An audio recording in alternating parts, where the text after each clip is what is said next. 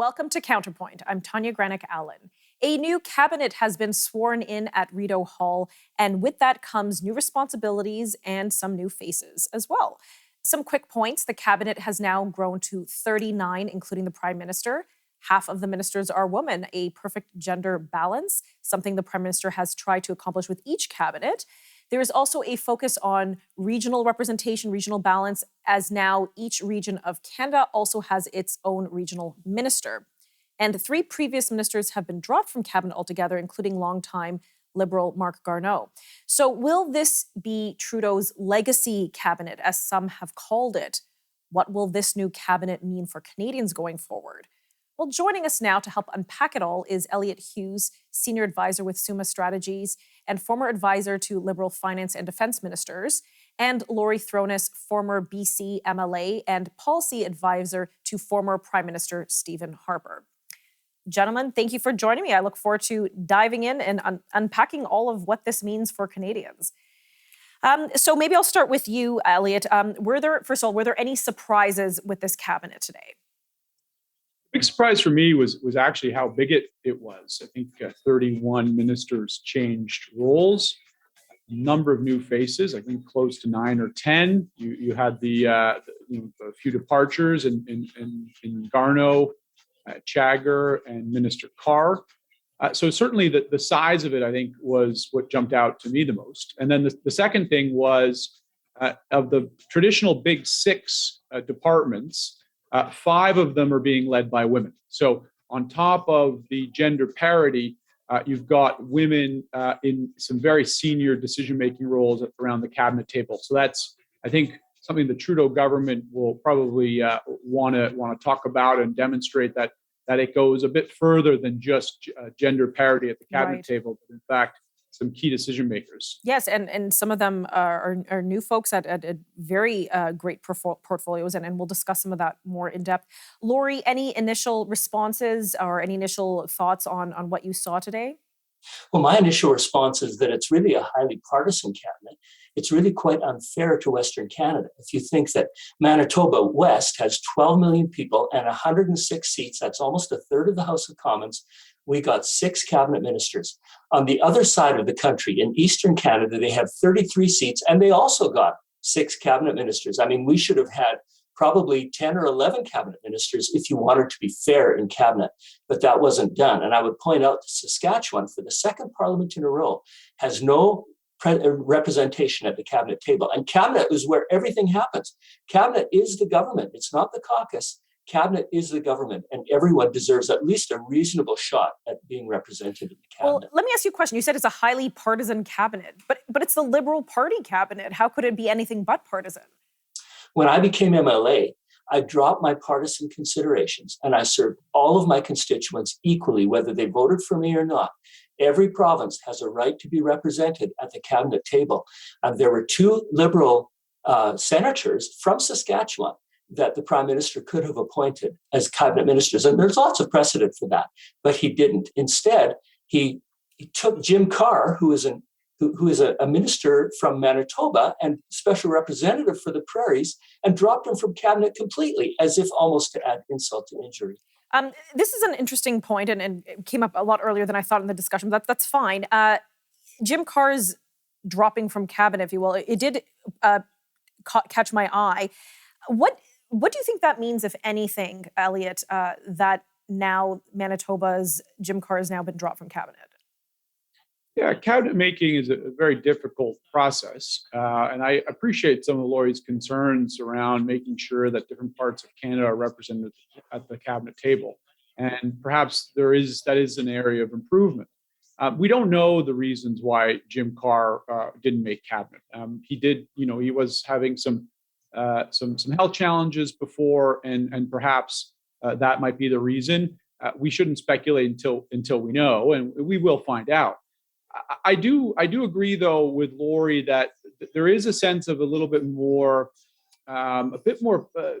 sharper partisanship with this cabinet. You look at where the Liberals have gained seats, or where they like to gain seats in the province of Quebec and Ontario, obviously, and then Atlantic Canada, which has always been solid for the Liberals in the last couple of elections. And you've got a lot of names at the cabinet table from that part of the country. This, to me, while the next election is, don't worry, ways off, this to me is the Prime Minister's sort of first crack at regaining his majority government whenever that next election comes. Okay, I'm going to pause you there. We've got to cut to commercial. Sorry, Elliot, but we'll pick this right back and we'll come right back to you in a moment.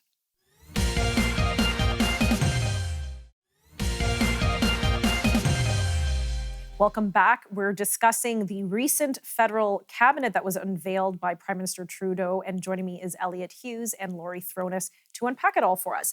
Elliot, before we went to commercial break, we were just wrapping up a thought on what we thought this cabinet could mean or what it might lead to in the future. Please continue.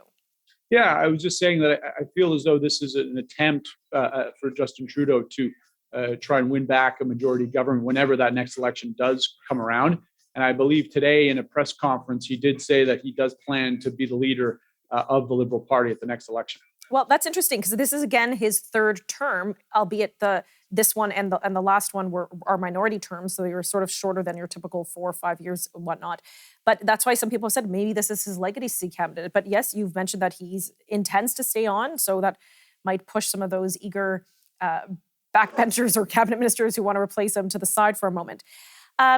Why don't we go through some of the names that might have caught your attention? Laurie, why don't you start us off? Who caught your eye here? You mentioned Jim Carr. Who else do you think deserves mention? Well, the great fall, of course, was Harjit Sajjan, who goes from the defense ministry with a $24 billion budget, which is 7% of federal spending. And he goes to a new economic development agency with $100 million or 1/3500th of federal spending. He's going to have a lot of free time on his hands as he gives out a few grants every year, really a drop in the bucket.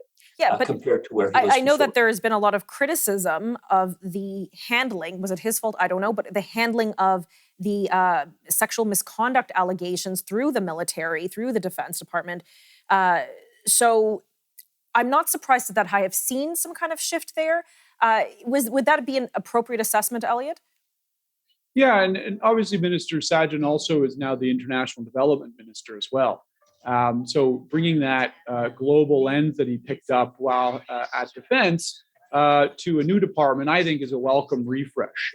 Canada, spends a lot of money on international development, not nearly as much as it does on defense, to Laurie's point, but it is a projection of Canada internationally. And, it's time for that department to get a new set of eyes in there. And I think Minister Sajjan's going to do just that.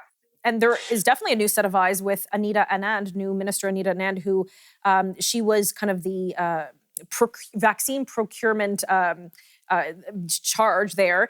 And she's now taking over as Minister of Defense. And so this is only the second woman in Canadian history who has taken this post.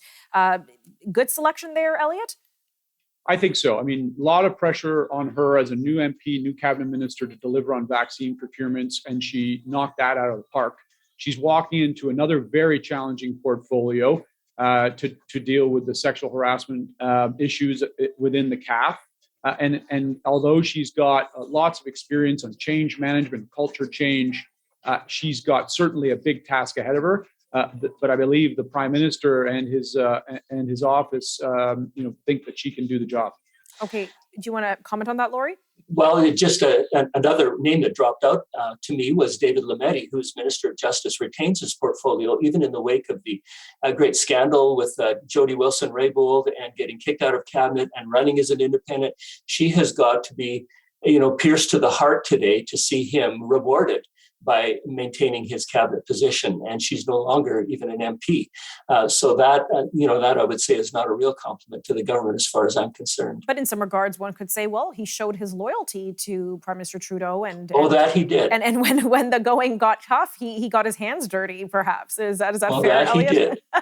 I wasn't surprised. I think there was some issues that were raised with in the 2015 to 2019 term. They carried over some legislation that wasn't still passed, that it was that I'm sure the government hopes to reintroduce with this term now in 2021. So perhaps the government wants him to finish up the work that he had started. So we'll see. Any other names jump up at you, Elliot? Well, I think the big one for me is Melanie Joly, Yes. big promotion to foreign affairs. She is close to the prime minister. She is an important cog in the Quebec, liberal apparatus. Always front and center on ads and strategy. This is a big jump up for her. They feel very strongly in her, her skills in previous roles, but certainly big shoes to fill in Minister Garneau stepping back. And a great opportunity for Minister Joly, who very likely has leadership aspirations down the road. Yeah, that was it. Definitely, it pleasantly surprised me, I guess you could say. She clearly worked hard and she's proven herself, and now this is a huge portfolio for her. So it was some sort of reward, I believe, from the Prime Minister for her excellent work in the last few years. We're going to have to stop here for a moment. We're going to be right back after this commercial break.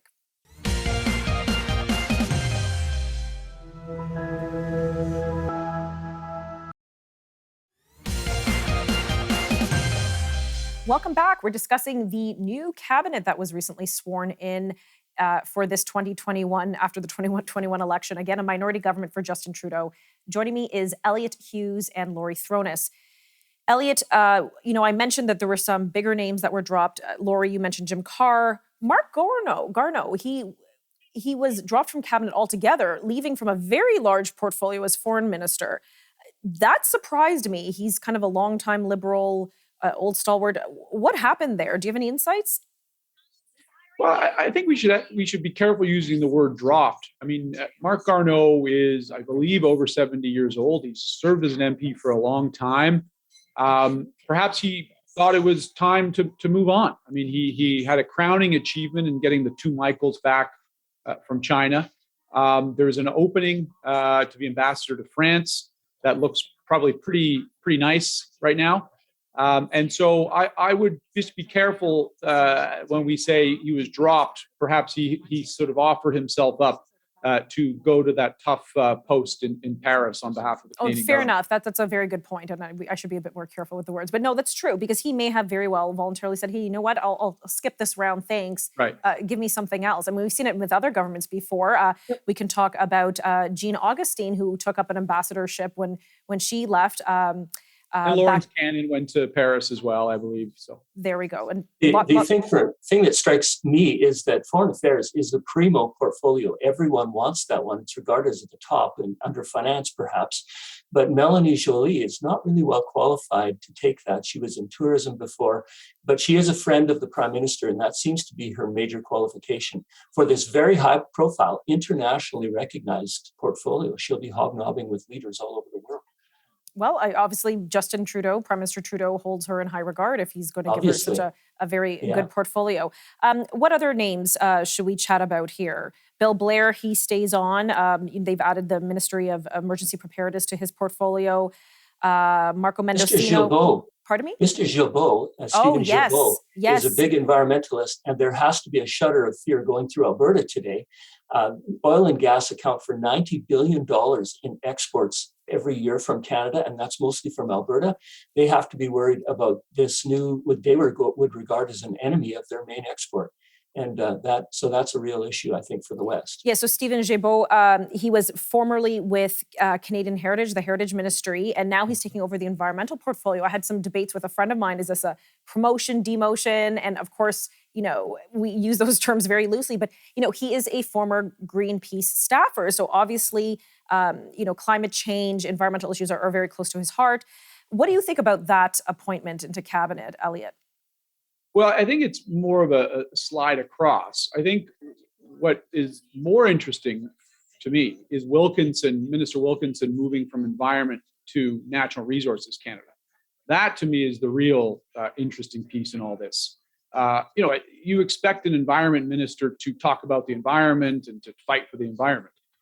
In former cabinets, the natural resources minister was essentially, and NRCan is seen as the in-house oil and gas rep at the cabinet table.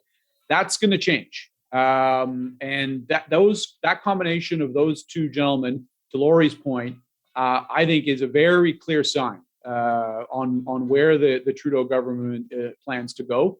They've made it clear that addressing environment and climate change is going to be very important for them.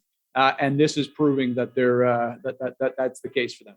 And Laurie, based on your discussions or your sense from Albertans and the West in general, are they concerned with this new duo appointment? Well, just think, the equalization referendum came out today. 62% in Alberta want to get rid of equalization. That is a big sign of Western alienation. And the appointment of Mr. Gilbeau will not help that. It will only exacerbate the sense of Western alienation. Remember that Alberta was shut out of cabinet last parliament and only has one minister, and that a lowly minister now. They've got to be feeling pretty bad, I think. But to that point, that one minister, Randy Boissonneau, sits within the Department of Finance, the most important department in Ottawa, as Associate Minister of Finance. So likely seen as the West's link in to a very key and important department. Yeah, although an associate minister, in my experience on Parliament Hill, was sort of an adjunct to the minister, and they were always trying to find something for them to do. So it's not really a position of huge influence in my experience. Maybe it is in this government. Well, who knows? We'll see. This is obviously with this victory in Edmonton, this is perhaps the opportunity for the Liberals to expand their presence in Alberta, and perhaps they smell blood in the water. And even though this may not be as senior as a full ministry, it's still an opportunity perhaps for the Liberals to expand what they see as an opportunity in Edmonton.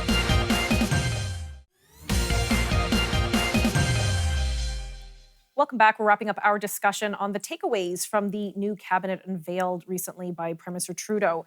Of course, we said there were new faces. There's some veterans dropped, different people moving. A lot of eyes on the health portfolio. It's a big portfolio, especially given the COVID crisis. Elliot, was this a good move? We see that Patty Hajdu has moved over from Minister of Health. And right now we have Jean-Yves Duclos, who's taken over. Carolyn Bennett, Dr. Carolyn Bennett, is now going to be associate minister of health in that regard, and with mental health. What are your thoughts on those moves? So Minister Duclos moves over from Treasury Board Secretariat, which is the big but small in the limelight department. The big issue coming up on the health file, other than COVID, as we emerge from COVID, is the Canada Health Transfer discussion between the provinces. Jean-Yves Duclos comes from outside of Quebec City.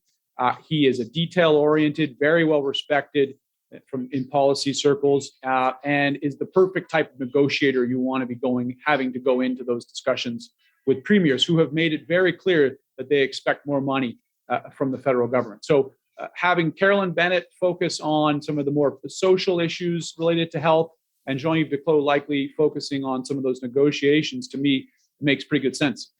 Okay. Your thoughts on that, Laurie? Do you have any thoughts? My thoughts are that when a minister is mauled in public for a long time in a controversial portfolio and doesn't necessarily blow it, but yet is under a lot of criticism, they will move that minister out just to change the channel, to change the topic, to screw up the opposition's line of attack.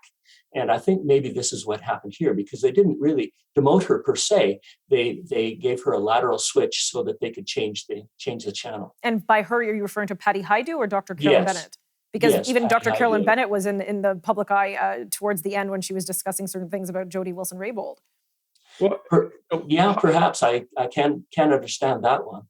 But Hajdu goes into a portfolio, in the Indigenous portfolio, that I think is not only very close to her heart, but one that she's sort of experienced in. And in her riding, I think that's something that she's very used to as well. I think it's a good fit for her alongside of Mark Miller on the Indigenous issues, which are key to the Prime Minister and key to this government.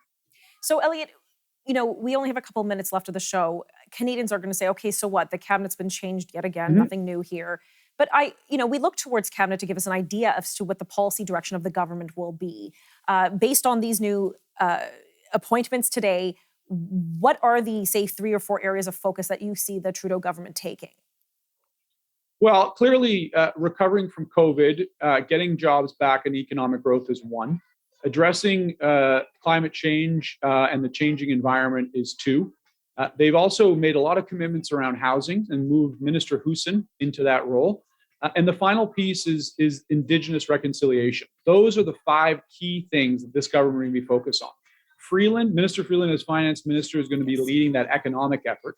and you've got new ministers in place in some of those other, leading some of those other portfolios. That's what we're going to see over the next 6 to 8 months as this government emerges from COVID and focuses on those key priorities that were talked about during the election. I worry more about what the government has left out. So I think of rural alienation. I think in the West here, all the Liberal MPs returned are from urban areas, 15 seats in BC, all from the Lower Mainland and so on. Rural seats are vast, they're poorly represented, there's terrible infrastructure, there's services, yet agriculture is in the top 20 of Canada's exports, and they deserve, to me, representation that will develop that kind of thing rather than sort of leave them hanging without representation. And so I would like to see the government address that. Well, just in the 30 seconds we have left, I mean, you mentioned this before. So what could the Prime Minister have done? I mean, if there's no MPs that were elected in that province from his party, what would he have done? He would pull a senator, you're suggesting? He could have appointed senators easily. I know that Mr. Harper appointed a businessman from Montreal once. So this kind of thing is not without precedent, but to leave whole provinces without representation, I think, is really difficult when they, like Saskatchewan has 40% of the arable land in Canada and huge exports in agriculture, and they need a seat at the cabinet table. Elliot, final word, 5 to 10 seconds.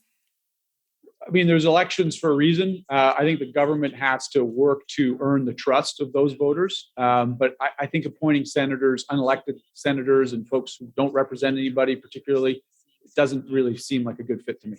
Okay, lots of opinions here. We'll have to leave it there. But thank you both so very much for joining me today. Thank you. Thank you, Tanya. Thank you.